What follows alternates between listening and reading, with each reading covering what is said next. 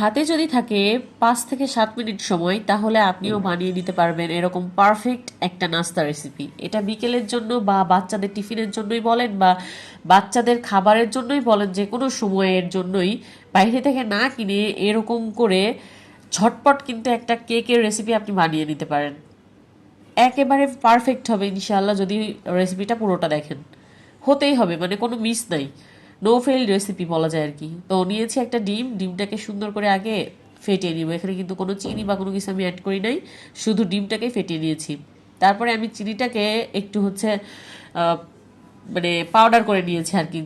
আপনাদের কাছে শিলপাটা থাকলে সেটাতে একটু করে নিতে পারেন, অথবা ব্লেন্ডার জারে দিয়েও করে নিতে পারেন। এটা করলে একটু সুবিধা হবে মিক্স করতে আর কি। তো এখন এই যে দুইবারে মিশিয়ে আমি খুব সুন্দর করে এটাকে মিক্স করে নিয়েছি। চিনিটা একেবারে গলে গিয়েছে, মানে গলে যাওয়া পর্যন্তই এটাকে হচ্ছে মিক্সড করতে হবে আর কি।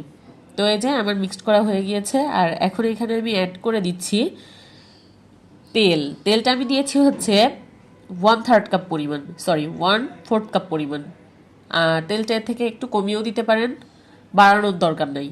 তো যাই হোক, এই যে দিয়ে আমি আবারও একটু মিশিয়ে নিয়েছি। আর এখন দিয়ে দিলাম ফ্লেভারের জন্য অল্প একটু ভ্যানিলা এসেন্স। এটা আপনারা অপশনাল, ইচ্ছা করলে দিতে পারেন, নাহলে একটু লেবুর যে উপরের সবুজ খোসাটা থাকে ওইটাও দিতে পারেন, ওটা দিলেও একটা ভালো ফ্লেভার আসে। তো তারপরে এখানে দিয়েছি হচ্ছে ময়দাটা আমি দিয়েছি হচ্ছে 1/2 কাপ পরিমাণে, আর এখানে বেকিং পাউডার ব্যবহার করেছিলাম অল্প পরিমাণে। তো এইগুলো ব্যবহার করার পরে খুব সুন্দর করে মাখিয়ে নিয়েছি। এখন দেখেন এটা কিন্তু একটু মানে টাইট হয়েছে আর কি। তো এখন হচ্ছে আমরা এটাকে একটু তরল পানি দিব। আপনাদের যদি বাসার যে ডিম আছে, ডিমের সাইজটা যদি থাকে হচ্ছে একটু বড় সাইজের, তাহলে হয়তো দুধটা লাগবে না। আর যদি ডিমের সাইজটা, আমার বাসায় যে ডিমটা ছিল এটা সাইজ একটু ছোট ছিল, তার জন্য একটু লিকুইড দুধ লাগছে আর কি। আর দুধটা যদি অ্যাড করেন তাহলে কিন্তু এটা ঠান্ডা থাকতে হবে, মানে রুম টেম্পারেচার থাকতে হবে। ফ্রিজের কোনো জিনিস, ডিম বা দুধ কোনোটাই ব্যবহার করা যাবে না। তো এই যে এখন ডোটা একদম মানে একেবারেই রেডি হয়ে গিয়েছে। আমি এখন এটাকে রেখে চলে যাব হচ্ছে চুলাতে।